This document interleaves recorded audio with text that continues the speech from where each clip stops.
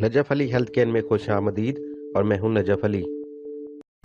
नाजरीन, क्या आपको मालूम है कि जुड़वा बच्चे कैसे पैदा होते हैं? ऐसा कौन सा अमल किया जाता है कि जुड़वा बच्चों की पैदाइश हो जाती है? वीडियो आगे बढ़ने से पहले आपसे गुजारिश है कि चैनल को सब्सक्राइब कर लें ताकि आने वाली वीडियो आप तक आसानी से पहुंच सके। मर्द के सीमन में 40 से 200 मिलियन स्पर्म होते हैं, जबकि हर महीना औरत की ओवरी से सिर्फ एक ओवा निकलता है। मामूली तौर पर एक मर्द के सीमन से सिर्फ एक स्पर्म उस औरत के इस एक ओवा से मिलता है और एक बच्चे की पैदाइश होती है। लेकिन बाज़ औक़ात इस एक ओवा से मर्द के एक स्पर्म की बजाय 2 या 3 स्पर्म की मिलाप होती है और इस तरह जुड़वा बच्चों की पैदाइश होती है।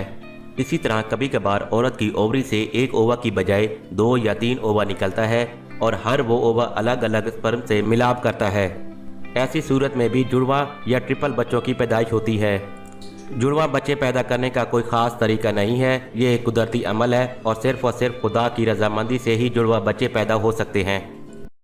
नाजरीन, अगर आपको हमारी वीडियो पसंद आई हो तो प्लीज़ लाइक और शेयर करना ना भूलें और चैनल को सब्सक्राइब करें ताकि आने वाली वीडियो आप तक आसानी से पहुंच सके।